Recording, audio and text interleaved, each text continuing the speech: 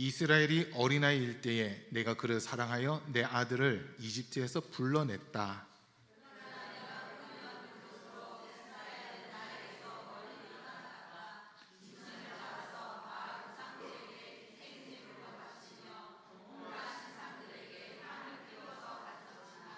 나는 에브라임에게 걸음마를 가르쳐 주었고 내 품에 안아서 길렀다.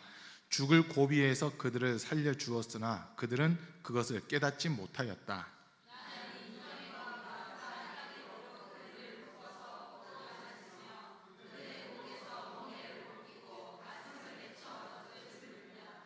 이스라엘은 이집트 땅으로 되돌아가게 될 것이다. 이스라엘은 아시리아의 지배를 받게 될 것이다. 그들이 나에게로 돌아오기를 거부하기 때문이다.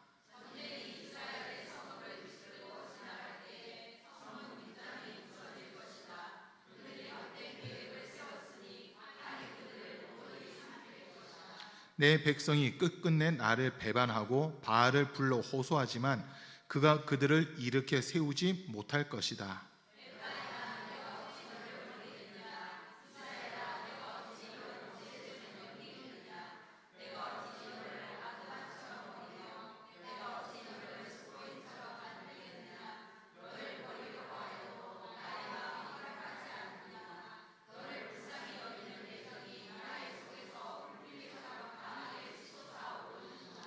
아무리 화가 나도 화나는 대로 할 수 없구나. 내가 다시는 에브라임을 멸망시키지 않겠다. 나는 하나님이요 사람이 아니다. 나는 너희 가운데 있는 거룩한 하나님이다. 나는 너희를 위협하러 온 것이 아니다.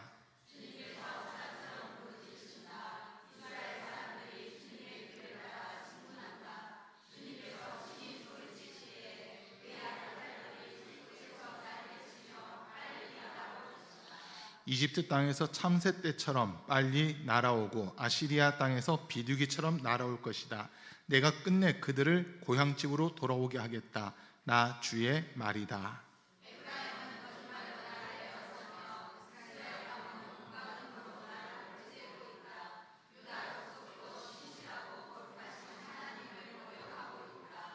아멘. 오늘 또 이 오후 시간에 함께 예배드리는 우리 모든 성도님들 삶 속에 주님이 주시는 신령한 은혜와 은서 복이 늘 충만할 수 있기를 간절히 축복합니다. 먼저 좀 광고 말씀 이렇게 드리는데요. 우리가 오후 예배가 1시 반에 시작입니다. 찬양 시작하는 그 시간이 예배 시작 시간이에요. 그런데 다는 아니지만 몇몇 분들이 찬양 거의 끝날 때쯤 들어오시거든요. 뭐 주방 정리하고 이런 것도 있겠지만은 가급적 그 예배 시간은 우리가 좀 잘 지켜서 이렇게 해주시기를 좀 부탁드리겠습니다. 모든 예배가 주일 낮 예배가 우리가 11시라고 되어 있지만 10시 40분에 찬양이 시작되면 그때부터 사실 예배가 시작이 되는 거거든요. 그 시간부터 예배가 시작되고 우리가 이 찬양이 진짜 너무 중요하거든요. 앞에서 설교하다 보면 찬양할 때 성도님들이 이미 은혜 받아요, 사실은. 근데 찬양에서 내 마음은 열리지 않잖아요. 그러면 설교할 때 처음부터 다시 해야 돼요. 말을 통해서는 하지만 이게 처음부터 마음은 열리게끔 하는데 그만큼 또 시간이 많이 걸리는 그런 부분들이 있더라고요. 그래서 우리 성도님들이 진짜 은혜 받고 싶다 할 때는 먼저 찬양을 뜨겁게 할 때 마음이 확 열리거든요. 그러면 그 마음문이 열린 상태에서는 말씀이 잘 들려져요. 근데 마음문이 열리지 않은 상태에서는 말씀을 들어도 그냥 딴 생각이 들고 막 이런 부분들이 있다 보니까 우리가 예배에 집중하기 위해서 찬양 시작할 때 같이 모여서 같이 이렇게 시작을 했으면 좋겠다라고 하는 그 말씀 좀 이렇게 드립니다. 이제 호세 말씀을 오늘 쭉 읽었는데요.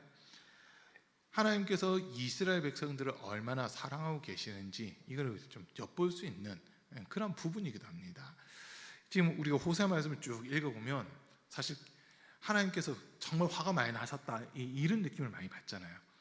왜냐하면 이스라엘 백성들에게 구원을 베풀어 주시고 은혜를 베풀어 주셨는데 이스라엘 백성들은 그 하나님을 잊어버리고 우상 숭배하는 길로 갔었거든요. 바알을 섬기고 아세라를 섬기고 다곤을 섬기고 온갖 이방 신들을 쫓아가는 그런 모습들이 이스라엘 백성들의 모습이에요.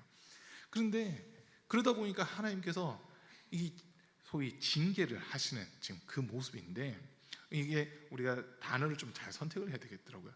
이게 심판이냐 징계냐라고 했을 때 히브리서에 있는 말씀대로 보면 징계가 없는 자녀는 버린 자라는 거예요.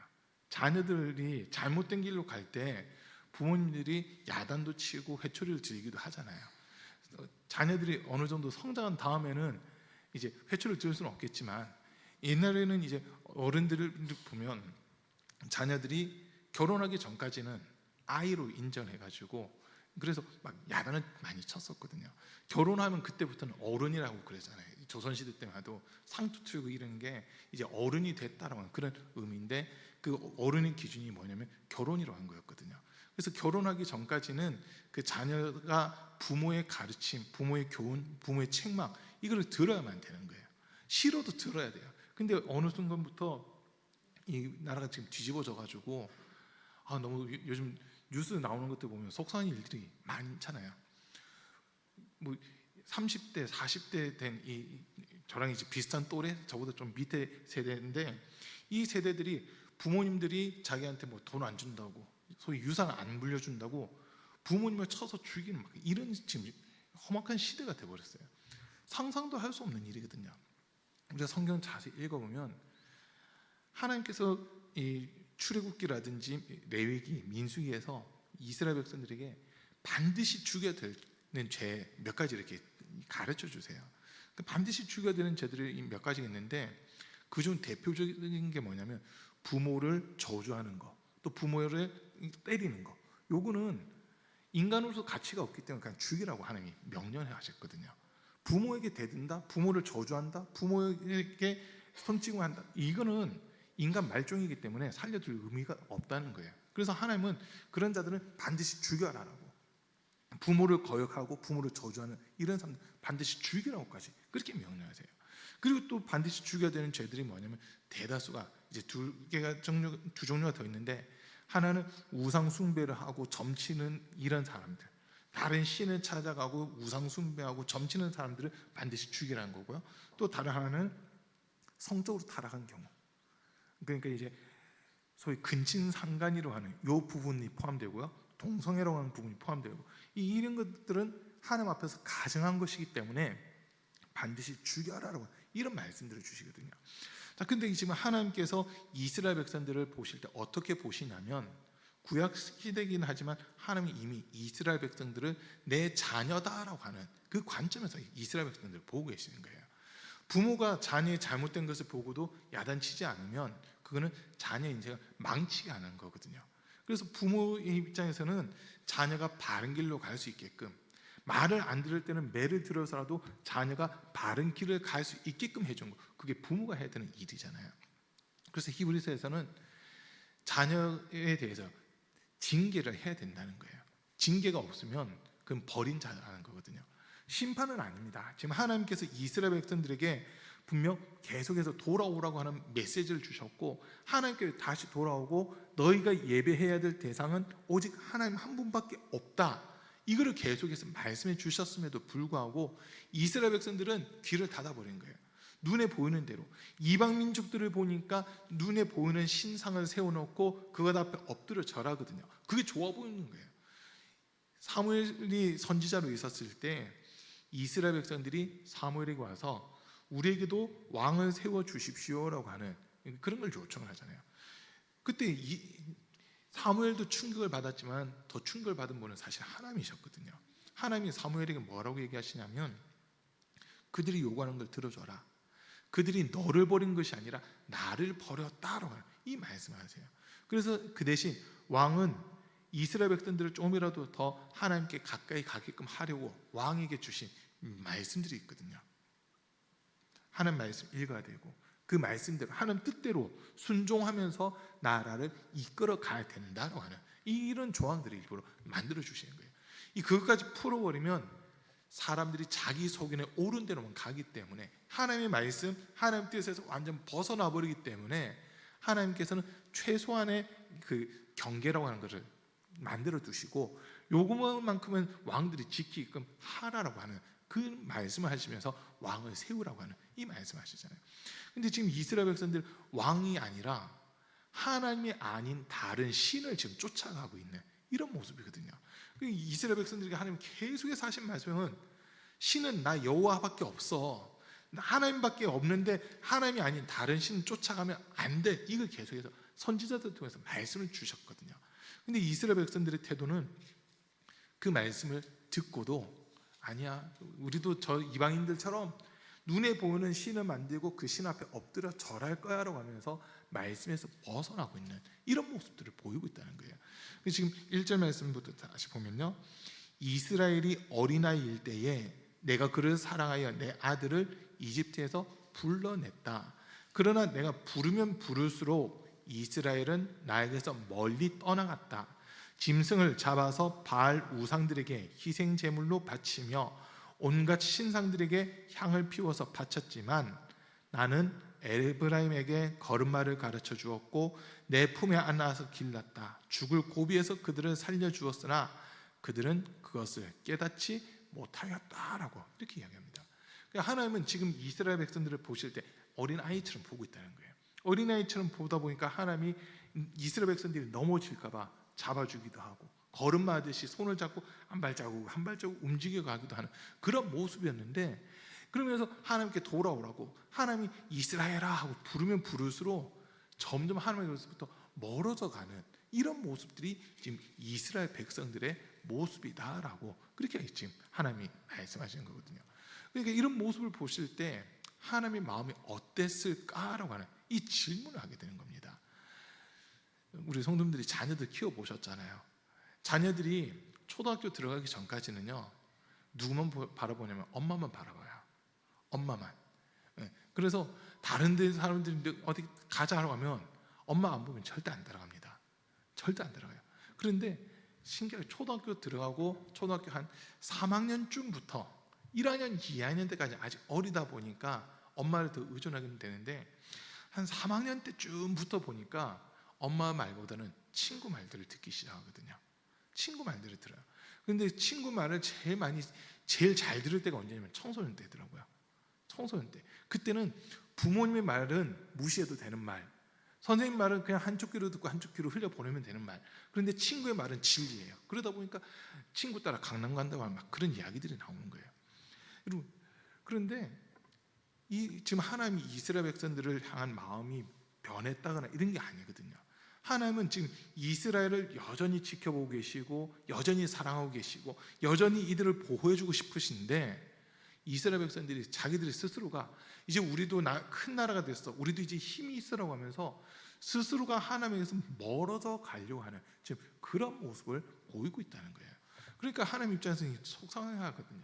속상해하고 이제 내가 너희 안 도와줄 거다, 너희를 지켜주지도 않을 거다, 니들 마음대로 한번 해봐라 하면서 하나님이 지금 화를 내고 있는 그런 모습이에요. 그런데 그러면서 지금 4절까지도 보면요, 나는 인정의 끈과 사랑의 띠로 그들을 묶어서 업고 다녔으며 그들의 목에서 멍에를 벗기고 가슴을 헤쳐 젖을 물렸다. 이스라엘 백성들을 어린아이처럼 이렇게 지극정성으로 보살피고 보호하고 함께 하려고 했는데, 이스라엘 백성들은 자기들 스스로 생각할 때 우리는 이방인들처럼 눈에 보이는 신 쫓아가야 돼, 우상 숭배를 해야 되라고 하면서 하나님께서 점점 멀어져 가는, 하나님 은혜를 베풀면 베풀수록 점점 더 멀어져 가는 그런 모습을 지금 보이고 있다는 거거든요. 그러다 보니까 지금 5절부터 7절 사이에서는 하나님이 경고를 하시는 거예요. 이스라엘은 이집트 땅으로 되돌아가게 될 것이다. 옛날 포로가 됐었다, 그것으로 돌아간다는 거예요. 이스라엘은 아시리아의 지배를 받게 될 것이다. 아시리아가 옛날 성경 아수르잖아요. 그 아시리아에 의해서 북이스라엘이 멸망당하거든요. 그러니까 그 지배를 받게 돼요. 또 그들이 나에게로 돌아오기를 거부하기 때문이다. 이들이 지금 포로로 끌려가고 다른 나라의 지배를 받게 되는 이유가 뭐냐면 하나님을 떠났기 때문이라는 거예요. 자, 출애굽 여호수아에서 보면, 민수기에서 보면 12명의 정탐꾼들이 가나안 땅을 40일 동안 정탐한 이후에 이스라엘 백성들과 하나님 앞에서 보고하는 장면이 나오거든요. 그 보고하는 장면에서 좀 이렇게 주목할 만한 부분이 뭐냐면 갈렙의 이야기를 하는 거예요. 저들의 공권력은 무너졌고 저들의 보호자는 저들에게서 떠났습니다. 하나님은 우리와 함께 하시니까 우리는 이제 올라가면 됩니다. 올라갑시다. 저들은 우리의 밥입니다. 라고 하는 이런 이야기들을 하잖아요. 자, 여기서 지금 중요한 단어가 뭐냐면 저들의 보호자가 그들에게서 떠났다고 하는 거예요.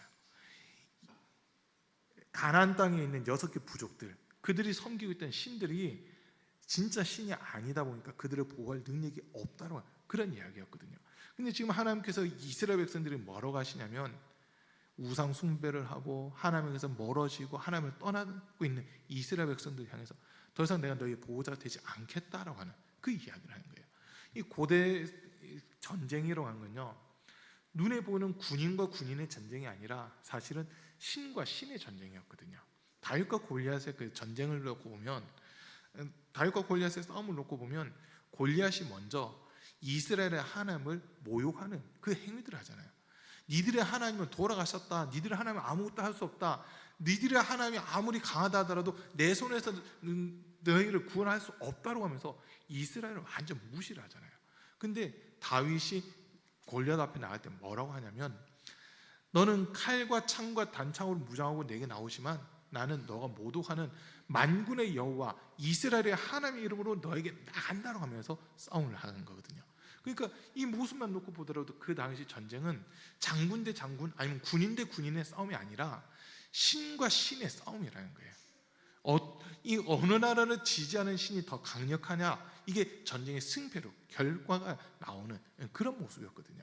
그러니까 그 전쟁에서 이스라엘이 이길 수밖에 없는 것은 하나님이 참신이시고, 첫 번째는 하나님이 참신이시고 이스라엘 백성들이 그 하나님의 편에 서 있었기 때문에 이스라엘이 이길 수 있었다고 하는 이 부분을 우리가 보게 되는 거예요. 자, 그런데 지금 호세아를 통해서는 하나님이 하신 말씀이 뭐냐면 내가 더 이상 너희 보호하지 않겠다. 너 이제 아시리아에 의해서 너희가 망하게 될 거야. 포로로 끌려가게 될 거야. 그거 내가 이제 더 이상 봐주지 않을 거니까 끌려가. 그냥 하나님 지금 내팽개치고 있는 듯한 이런 모습의 말씀들을 하고 계세요. 또 6절에서도 보세요. 전쟁이 이스라엘의 성읍을 휩쓸고 지나갈 때에 성문 빗장이 부서질 것이다. 그들이 헛된 계획을 세웠으니 칼이 그들을 모조리 삼킬 것이다. 전쟁이 이스라엘을 휩쓸고 지나가는데 이 군인들이 들어오지 못하도록, 적군이 들어오지 못하도록 성문을 굳게 닫고 빗장을 채웠어요. 근데 이 적군들이 얼마나 강력한지 이 문빗장을 다 깨부수고 이스라엘 성으로 들어온다라고 하는 지금 그 이야기거든요. 북이스라엘이 실제 그렇게 망해요. 북이스라엘이 사마리아 성에 함락당하는 게 그냥 밀고 들어와 버리니까 무너지는 그 모습이었거든요. 또 6절에서는 그만 6절 읽었죠. 7절에서도 보면 내 백성이 끝끝내 나를 배반하고 바알을 불러 호소하지만 그가 그들을 일으켜 세우지 못할 것이다. 이방 신들은 구원할 능력이 없다 하는 겁니다. 사람에 의해서 만들어진 신들은 아무런 힘이 없고 구원할 능력이 없다고 하는 것을 지금 하나님이 분명히 말씀하시거든요.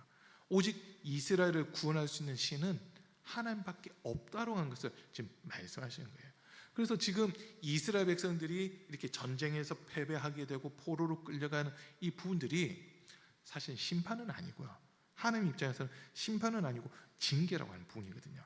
끝까지 하나님을 의지하지 않으니까 하나님을 찾게끔 하는 방법이 전쟁이라고 하는 이 방법을 통해서 하나님께 돌아오게끔 하겠다라고 하는 지금 그 마음을 하나님이 표현하고 계시는 거예요. 자, 그런데 지금 5절부터 7절 그만 읽었을 때는 하나님이 상당히 화가 나 있는 그런 상황이거든요. 그런데 8절에서 지금 좀 반전이 일어나고 있어요. 8절 말씀을 우리 한번 8절, 9절 두 절을 우리 한번 같이 읽어보겠습니다. 시작. 에브라임아 내가 어찌 너를 버리겠느냐, 이스라엘아 내가 어찌 너를 원수의 손에 넘기겠느냐, 내가 어찌 너를 아드마처럼 버리며 내가 어찌 너를 스보임처럼 만들겠느냐, 너를 버리려고 하여도 나의 마음이 허락하지 않는구나. 애정이 나의 속에서 불길처럼 강하게 솟아오르는구나. 아무리 화가 나도 화나는 대로 할 수 없구나. 내가 다시는 에브라임을 멸망시키지 않겠다. 나는 하나님이요 사람이 아니다. 나는 너희 가운데 있는 거룩한 하나님이다. 나는 너희를 위협하러 온 것이 아니다. 아멘. 자, 지금 이 말씀을 보면 하나님께서 이제 이스라엘 백성들을 향해서 하시는 말씀이 내가 너희 망하는 거 사실 못 보겠다. 너희가 이렇게 포로로 끌려가는 거 내가 차마 볼 수가 없다. 너희를 아드마처럼 스보임처럼 내가 버릴 수 없다라고 하는 막 이런 말씀들을 하시잖아요. 그 지금 이게 아드마, 스보임 이 두 지역 이름이 나오는데 이 두 지역은요, 그 아브람 시대 때 소돔과 고모라 성이 멸망당할 때, 불과 유황에 의해서 심판당하고 멸망당할 때 그때 같이 없어진 도시들이거든요. 이 도시들처럼 내가 너희를 버릴 수 없다, 너희를 포기할 수 없다라고 하는 그 말씀을 지금 하나님이 하시는 거예요. 여기서 이제 우리는 하나님의 사랑을 깨달을 수 있거든요. 비록 우리는 죄악 가운데 거하고 있고 우상 숭배라고 하는 죄도 범하고 하나님의 말씀에서 벗어나고 내 속에는 옳은 대로 행하는 그런 모습이 있다 하더라도 하나님이 우리를 포기하시는 것이 아니라 이들에게 지금 빨리 돌아오라고 경고의 말씀을 주시는 거예요. 돌아와, 난 지금 너희를 기다리고 있어. 그런데 돌아오지 않으면 내가 너희를 강제로 돌아올 수밖에 없도록 할 텐데 그 방법이 이 전쟁이야. 이 전쟁에서는 살아남을 자가 없을 거고 성도 다 무너질 거고 너희가 아무리 막아서려고 해도 막아설 수 없는 그런 전쟁이 될 건데 난 그거 참아 볼 수가 없어. 그러니까 빨리 돌아와라고 하는 이 메시지를 지금 주고 있는 거거든요. 지금도 하나님은 마찬가지예요. 우리를 향해서 똑같은 마음을 가지고 계시거든요. 우리 베드로후서 한번 볼게요. 베드로후서 3장입니다.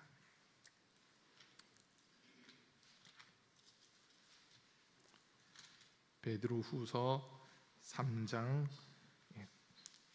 9절 말씀 한번 보겠습니다. 베드로후서 3장 9절 말씀인데요. 같이 한번 읽어봅니다. 시작.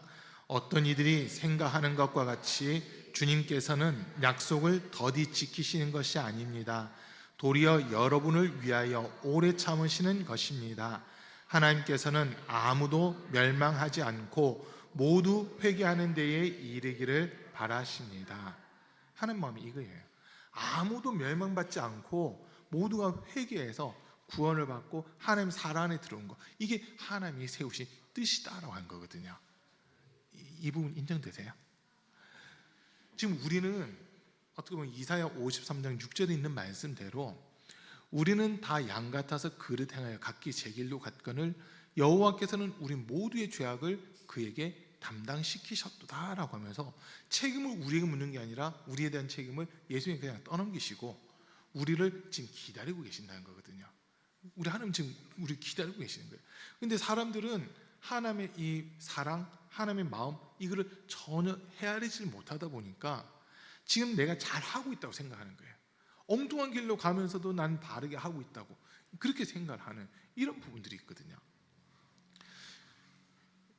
꽃게가 어미 꽃게가 새끼 꽃게를 보면서 이렇게 보니까 답답해요. 왜냐하면 똑바로 안 걸어가고 옆으로 걸어가거든요.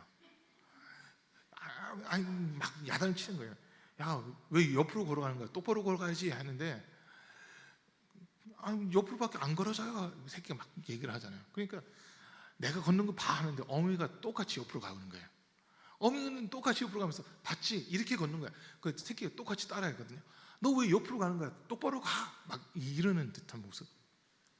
하나님은요, 지금 그 자녀들을 보실 때, 우리들을 보실 때 하나님의 말씀대로 따라오기를 지금 기다리고 계시거든요. 그런데 정작 이스라엘 백성들의 지도자로 하는 사람들이 또 제사장으로 하는 사람들이 이 사람들이 어떻게 보면 하나님 말씀에서 벗어나 있어요. 지도자들이 하나님 말씀에서 벗어나 있다 보니까 백성들에게 자기가 벗어난 것을 그대로 가르쳐 주고 있거든요. 이렇게 사면 돼 하면서 옆으로 이렇게 꽃게가 옆으로 가듯이 자기들이 지금 엉뚱한 행동을 하면서 이게 하나님 뜻이야라고, 하나님 뜻과 전혀 상관없이 살아가면서 이게 하나님 뜻이야라고 외치고 있는 그런 모습이라는 거예요. 그러다 보니까 이 이스라엘 백성들이 지금 진리를 알지도 못하고 복음을 듣지도 못하고 지금 방황하고 있는 그런 모습이거든요. 근데 하나님께서 선지자들을 보내시는데 이들의 메시지가 귀에 들릴 리가 없죠. 들어보면은 쓴소리거든요. 소위 쓴소리를 하니까 그 쓴소리를 듣고 기분 좋아하는 사람은 아무도 없다는 거예요. 우리 주변에서도 소위 그 쓴소리 하시는 분들 있잖아요. 쓴소리 하는데 그 들어보세요. 얼마나 듣기 싫어요. 쓴소리 들으면서 네, 제가 그렇게 살겠습니다. 결단하신 분들 계세요? 거의 없으실 것 같은데. 쓴소리 들으면 어떤 생각이 드냐면 너나 잘해. 보통 이런 마음이 먼저 들어요. 너나 잘해. 나는 잘하고 있으니까 너나 잘해. 막 이런 마음이 사실 먼저 올라오거든요. 그러다 보니까 바른 소리이기도 하고 쓴소리긴 한데 안 들으려고 하잖아요, 사람들이. 오히려 지금 잘하고 못하고 있는데도 잘하고 있어, 이런 격려라든지 위로하는 이런 말을 더 듣고 싶어하는 게 어떻게 보면 현대인들인 것 같아요. 지금 이스라엘 백성들 선지자들을 보내서, 하나님께서 선지자들을 보내서 너희가 가는 길은 지금 잘못된 길이야. 그 길로 가면 망할 수밖에 없어. 하나님이 지금 마지막 기회를 주고 계시니까 빨리 돌아와라고 얘기하는데 그 말을 외치고 있는데 그 소리를 듣는 사람들이 없는 거예요. 그 소리를 지금 듣고 이대로 갔다가는 안 되겠다. 위기의식이라도 느껴야 되는데 그 위기의식도 전혀 느끼지 못하고 지금 사사기 있는 표현대로 그때 이스라엘의 왕이 없으므로 사람들이 자기 소견에 옳은 대로 행하였더라. 그냥 자기 생각이 옳은 대로 가버리는 거예요. 하나님의 말씀이 기준이 아니라 자기 생각이 기준이고 자기 경험이 기준이고 이러다 보니까 점점 우상 숭배를 하고 음란한 데로 가고 또 방탕한 데로 가는 이런 모습이거든요. 하나님 지금 그게 아니야. 돌아와라고 말씀하시는 거예요.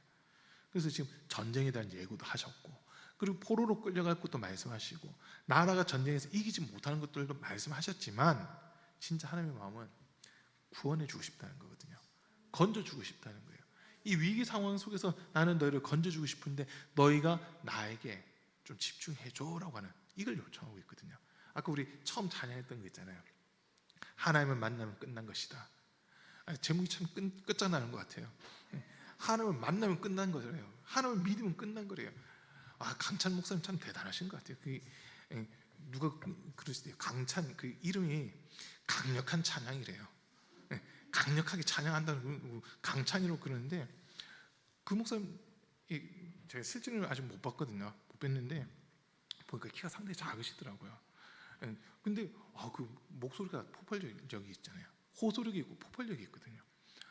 그 올해 발표된 찬양이에요. 하나님을 만나면 끝난 것이다. 이 찬양 올해 발표된 찬양인데 가사를 듣다 보면 눈물 나더라고요. 하나님 왜 눈물 나냐면 어느 대목에서 눈물 나냐면요. 하나님이 너를 주목하고 있다. 이 가사요. 여러분 하나님이 지금 우리 주목하고 계십니다. 우리 한 사람 한 사람 하나님 주목하고 계세요. 나의 백성, 예수의 피로 값주고 산 나의 백성, 나의 자녀들이 어떻게 살아가나 주목하고 계시거든요. 그러면 우리는 이 말 바꿔서 얘기하면 하나님이 지금 우리에게 기대를 걸고 계신다는 거예요. 하나님께서 우리에게 기대를 걸고 계시는데 우리가 그 기대에 부응을 해야 되는 거잖아요. 그러면 하나님이 원하신 뜻이 무엇일까? 하나님 기뻐하신 뜻이 무엇일까? 사실 여기에 집중하면요 하나님 기대에 부응하게 되는 거거든요. 그런데 하나님의 마음, 하나님의 뜻, 하나님의 생각과 상관없이 내 욕심대로 가게 될 때는 하나님은 막 안타까워하시는 거예요. 그 길이 아니야, 그 길이 아니야라고 하면서 우리를 뜯어 말리고 싶으신데 하나님께서 우리를 징계가 아니면 그냥 포기를 해버리신다면 구원받을 수 있는 사람은 아무도 없거든요. 지금 하나님의 마음은 마지막 한 사람까지도 구원하려고 하는 게 하나님 아버지의 마음이잖아요. 그게 진짜 하나님 마음이거든요. 마지막 남은 한 사람까지도 구원해야 되겠다. 이게 하나님의 마음이다 보니까 쉽게 포기하지 못하시는 거예요. 우리를 멸망으로 심판으로 내모는 게 하나님 뜻이 아니라 그 멸망과 심판 가운데서 우리를 건져주고 싶은 거, 그게 하나님 뜻이라는 거거든요. 우리는 요거 기억하셔야 돼요. 호세아 말씀을 보면서 지금까지 어떻게 보면 이스라엘이 이런 죄지었어라고 하는 이런 부분들이 계속 나왔는데 그게 빨리 깨닫고 돌아오라는 말씀이었거든요. 그 길은 생명의 길이 아니야. 그 길은 내가 기뻐하는 길이 아니야. 이 길로 와야 돼. 이제 예수님이 말씀하신 마태복음 7장에서 보면 예수님 하신 말씀이 좁은 문으로 들어가라고 하는 말씀하시잖아요. 좁은 문으로 들어가래요. 그 길은 좁고 협착을 찾는 사람이 적으나 그 길 끝에는 생명이 있다라고 하는 그 말씀을 주시거든요. 많은 사람들이 넓은 길로 간대요. 보기에 좋아요. 평탄하게 보여요. 소위 아스팔트로 잘 포장되어 있는 그런 도로예요. 그러다 보니까 누구나 가고 싶어하는 그 길이지만 그 길이 주님의 길이 아니라고 그렇게 말씀하시거든요. 세상 사람들이 다 우상 숭배하고 음란하고 말씀에서 벗어났다 하더라도 하나님께서는 지금 찾는 사람들이 있어요. 그럼에도 불구하고 하나님 말씀 들으려고 하는 사람들, 그 말씀대로 순종하려고 하는 사람들은 지금 하나님은 찾고 계신다는 거거든요. 그 사람들 기회를 주시는 거예요. 그 사람들이 오늘 이 오후 시간에 예배드리고 있는 저와 여러분들 되기를 축복합니다. 하나님이 마음에만 들면 되는 거거든요. 하나님 지금도 우리를 주목하고 계신다니까요. 우리를 이렇게 주목하실 수밖에 없는 이유는 예수님 죽여놓고 지금 우리를 기다리고 계시는 거거든요. 죄의 값은 사망이라 우리는 죽을 수밖에 없지만 우리에게 죄 묻지 않겠다고 예수는 그냥 죽이셨어요. 죄 없는 예수님을 죽이셨기 때문에 누구든지 주님 앞에 나오면은 우리 주님이 묻지도 않고 따지지도 않고 그냥 우리를 그대로 용납해 주시겠다라고 그렇게 말씀하시는 거거든요. 이게 하나님의 사랑입니다. 여러분, 이 땅에서 살면서 죄 안 짓는 사람은 없을 거예요. 그죠? 이 땅에 살면서 죄 안 짓는 사람 없어요. 제가 이렇게 보는 결과, 제가 보는 건데요. 죄송합니다. 저 잠옷실에 있는 은결이, 용준이, 은우, 은성이 쟤들보다는 지금 여기 앉아 있는 분들이 죄가 더 많으실 거예요. 아이보다는 어른들이 죄가 많을 거예요. 그리고 죄송해요. 성도님들보다는 앞에 있는 목회자가 죄가 더 많아요. 왜냐하면 더 알고 있기 때문에 죄가 더 많거든요. 그런데 우리 주님은요 똑같이 보시는 거예요. 이 아이보다 어른이 또는 평신도보다 목회자가 죄가 더 많은 건 맞지만 하나님은 여기서 지금 주목하고 계신 거예요. 진짜 예수 피를 인정하고 주 앞에 나오는 사람이라면 그 죄가 아무리 많아도 이사야 43장 25절에서요 나는 너희 죄를 도말하는 여호와다. 내가 너희 죄를 기억지 않겠다라고 그 말씀하시거든요. 우리 죄를 기억지 않겠대요. 그러니까 우리가 주 앞에 딱 믿음으로 주 앞에 서잖아요. 그러면 2023년 11월 5일 오후 2시 20분 너 어디 있었어? 이렇게 물으시는 게 아니고요. 만약 그 주님이 그게 물으시는데 이 자리가 없다 해서 심판하고 이런 분은 아니시겠지만은 그때 너 뭐 했어? 이렇게 책임 추궁하고 물으시는 게 아니라 우리 죄를 용서하고 이미 예수는 먼저 죽여놓으신 거거든요.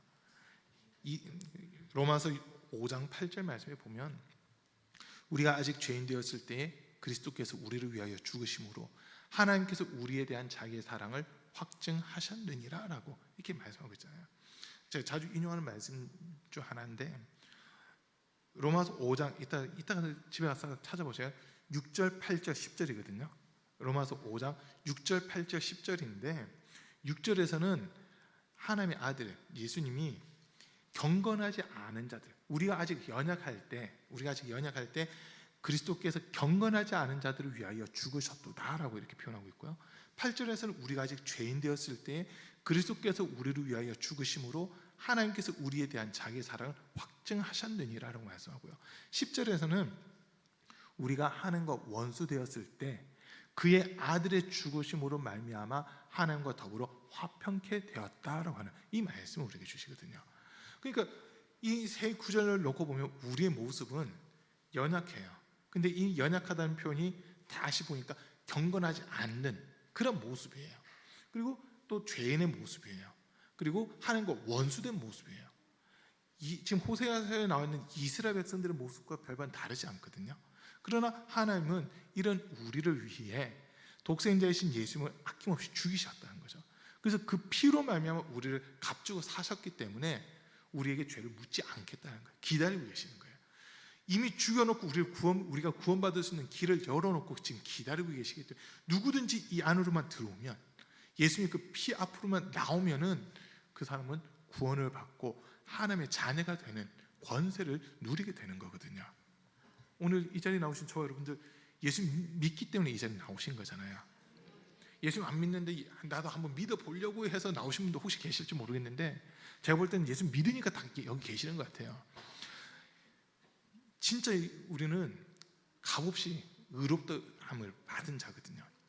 우리가 뭔가를 잘해서 뭔가를 열심히 해서 뭔가 뛰어나게 해서 하나님 우리를 의롭다 하시는 게 아니라 우리의 모습은요 앞뒤 좌우 위아래 다 훑어봐도요 죄인 온갖 죄만 가득한 게 우리의 모습이에요.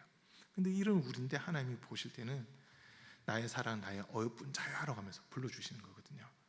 아가서에 보면 나의 사랑 나의 어여쁜 자야 일어나라, 이제 봄이 되었다, 나랑 같이 노래하고 가자, 뭐 이런 얘기들 쭉 나오잖아요. 그 고백을 하는데 그 고백하는 왕이 술람미 여인을 그렇게 사랑하거든요. 근데 아가서 여러분 나중에 한번 읽어보세요. 몇 장 안 되니까 한번 쭉 읽어보시면 그냥 문제 있는 거 그대로 놓고 한번 보세요. 이 여인이 진짜 이쁜 여인인지 진짜 사랑받을 만한 여인인지 한번 봐보세요. 아니거든요. 아니에요. 그 죄송해요. 그 아가서 있는 표현들만 조금만 이게 볼게요. 그 피부가 검은 피부예요. 흑인이에요. 그리고 이 머리를 묘사하는데 갈멜산에 염소떼가 앉은 것처럼 있다고 그리 돼 있거든요. 갈멜산 돌산이에요. 민둥산 같은데 염소떼 듬성듬성 머리카락이 있어요. 이 머리 모양이 그렇다는 거예요. 자, 그러니까 곱슬머리에다가 머리숱이 많은 게 아니라 여기 조금 있고 여기 조금 있고 막 조금 있는 그런 모습. 그 다음에 눈은 붉은 비둘기 눈 같대요. 눈이 항상 충혈돼 있어요. 눈이 충혈돼 있는 게 붉게끔. 그리고 또 죄송합니다. 이제 몸매 같은 거 이렇게 표현을 하는데 뭐 꽃 밑둥처럼 생겼다고 하는데 혹시 미쉐린 타이어 아세요? 울퉁불퉁한 그 미쉐린 타이어 있잖아요. 그 사람이라 생각하시면 돼요. 그 미쉐린 타이어에다가 색깔을 검게 하고 머리카락 듬성듬성 있는 모습, 그게 술람미 여인이라고 생각하시면 되거든요.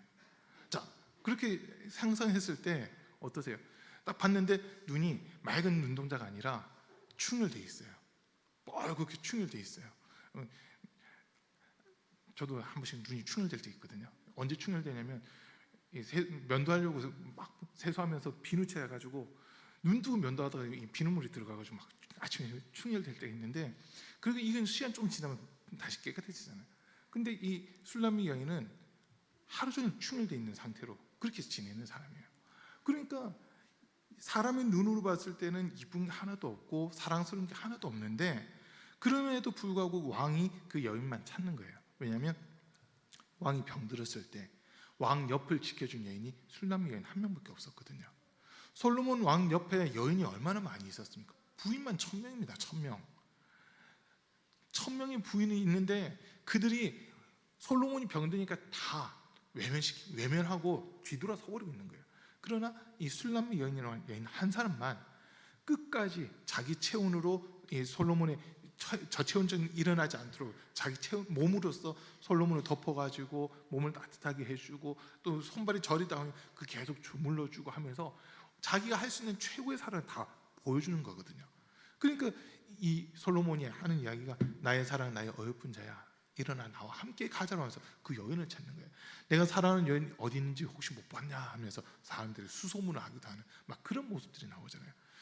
어떻게 보면 주님이 우리를 보실 때 그런 모습이라는 거예요. 주님 앞에 자랑할 것 하나도 없는 게 우리의 모습이지만 하나님은 솔로몬이 술람미 여인을 바라보는 것처럼 우리를 사랑스러운 눈을 바라보시면서 우리가 주님 앞에 있기만을 기다리고 계신다는 거거든요. 우리가 뭔가 뛰어나기 때문에 잘하기 때문이 아니라 오히려 연약하고 그리고 죄인이다 보니까 하나님이 우리를 더 불쌍히 여기시고 더 가까이 두시려고 하는 이런 모습이 다뤄간 겁니다. 이걸 보면서 지금 하나님께서는 화가 나는데도 9절 말씀을 볼게요. 9절에서 보면 아무리 화가 나도 화나는 대로 할 수가 없구나. 내가 다시는 에브라임을 멸망시키지 않겠다. 나는 하나님이요 사람이 아니다. 나는 너희 가운데 있는 거룩한 하나님이다. 나는 너희를 위협하러 온 것이 아니다 라고 이렇게 얘기하잖아요.